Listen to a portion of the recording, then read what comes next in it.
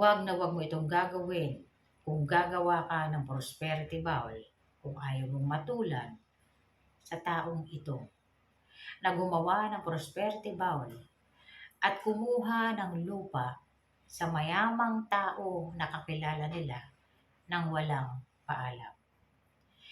Kung mahilig ka sa ganito mga video, huwag kalimutang mag-like, mag-subscribe, at i-share mo na rin para malaman ng iba ang kanilang mga swerte sa buhay. At sa lahat po na gustong mag-send ng kanilang thanks, yan po ay welcome. At yung mga gusto pong mag-join sa group, tatapusin lang po natin mga ma'am, mga sir, ang host man. Sa lahat po ng mga subscribers ko at sa lahat po na nagpo-comment at sa mga bagong nag-subscribe po, maraming salamat po sa inyo. At yung nag-send po ng thanks, 50 pesos na thanks ni ma'am, ma'am maraming salamat po. At yung mga gusto pong mag-send ng kanilang thanks, yan po ay welcome at thank you in advance po.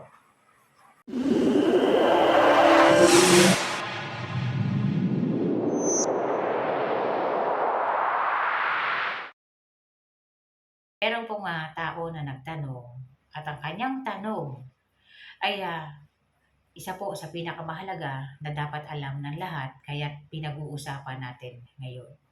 Huwag nyo itong gagawin at wag na wag ninyong gawin kahit pa ito ay sabihin ng mga taong kakilala ninyo. Ang nangyari po sa taong nagtanong na ito, meron daw silang kaibigan na pabalik-balik na sa abroad.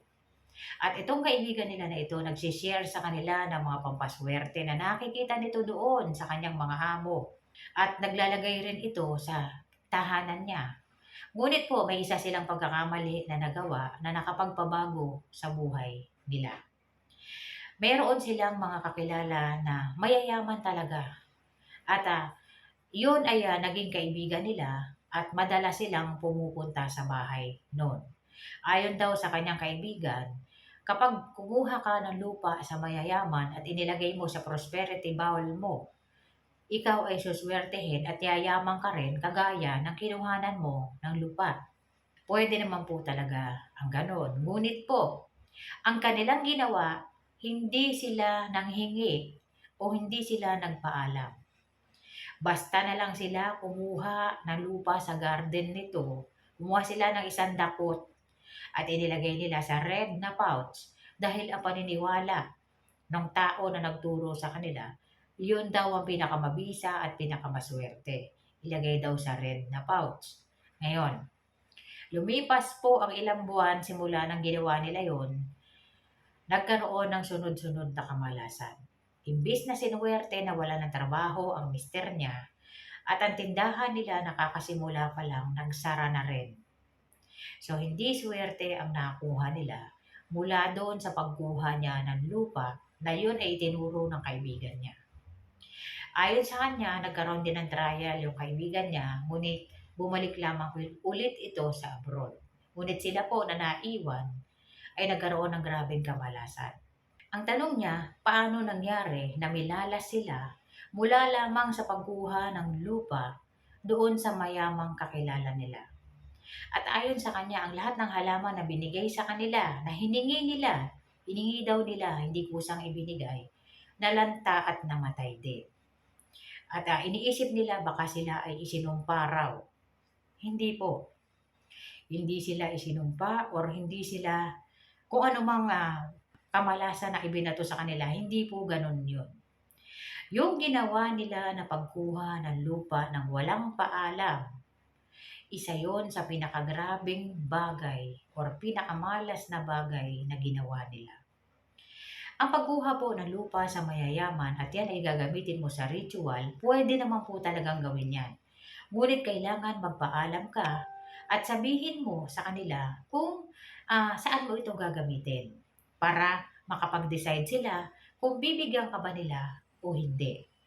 Ngunit kapag binigyan ka nila, kahit alam nila na yan ang gagawin mo, tanggapin mo, pwede talagang magdulot ng swerte yan dahil ito ay bukal sa kalooban nila na tulungan ka or i-share ang enerhiya nila sa iyo dahil alam nila na yan ay gagamitin mo sa prosperity bowl mo. Ngayon, yung ginawa nilang pagkuha ng walang paalam, ito ang nangyari sa kanila. Nagising nila ang lahat ng karmic forces na meron sa pamilya na yun. Nakuha nila yun. At dahil yun ay sapilitan na kinuha, dinakot nila ng walang paalam, mas malakas ang epekto nito sa kanila. Mas lumalakas po ang negative energies kapag kinuha ito sa hindi maayos na pamamaraan. Nagigising sila at mas gumagrabe. Kaya dapat pakaiwasan na kung gagawa ka ng prosperity bowl at wala kang mahihingian ng lupa, huwag mo na lang pong lagyan ng lupa. Ang naipayo ko po sa kanila dahil nagkaroon na sila ng ganyang sitwasyon. Natanggal na sa trabaho yung kanyang asawa at nagkaroon din ng kamalasan yung isa pa niyang kaibigan. Silang gumawa ng ritual para maputol yung karmic forces na naidulot ng pagkuha nila ng lupa ng walang paalam. So pakakatandaan po ninyo na kapag gagawa kayo ng prosperity bowl o anumang uri ng pampaswerte, huwag po kayong kukuha ng mga bagay-bagay na hindi ninyo pinagpaalam. Mas maigi na ipaalam mo or gumamit ka na lang ng ibang bagay na kahalintulad din naman ang epekto.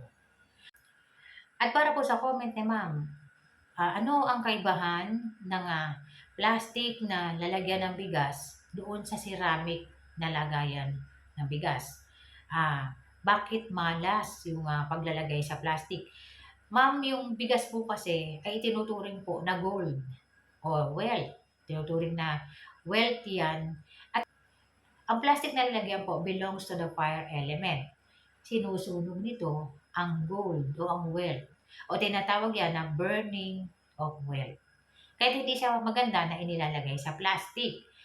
Sa ceramic na lalagyan po, na-enhance yung wealth energies or mas umaakit pa ito ng mas maraming gold o mas maraming wealth. Kaya prepare po na ilagay ito sa ceramic na lalagyan. May mga tao na hindi umaangkop sa mga ganong uri ng lalagyan. Na nananatili silang nahihirapan sila sa pagpapanatili ng wealth. Pwede po na magpalit ka ng lagayan mo ng bigas.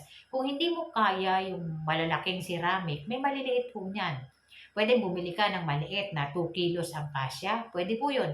Para sa symbols. Symbols po na meron kang gold na nakalagay sa ceramic at ito ay umaakit ng marami pang wealth energies. Yung iba po, ganun ang ginagawa nila kapag hindi pa nila kayang bilhin yung malaki na ceramic na lalagyan. Pinipili nila yung maliit at nilalagyan nila ng 1 or 2 kilo ng bigas at hindi nila yung sinasaing. Sasaingin lang nila yon kapag matagal na papalitan nila ng bago. Para may symbol po sila ng wealth energy sa tahanan nila. Bukod sa may nakalagay sila sa ibang lalagyan. At pinapalitan na lamang nila yan kapag kaya na nilang bumili ng malaki.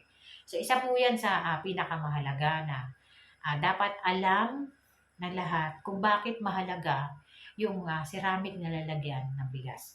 Pwede rin ang wood po na lagayan ng bigas. Pwede yun. Kung meron kayong wood na lagayan, pwede rin po yun. Acceptable po yun. Pero yung plastic po kasi, lalo na kung nagkakaroon ka na ng nahirapan ka pa panatilihin yung wealth, try mo na bumili ng ceramic kahit yung maliit. Makikita mo yung pagbabago niyan.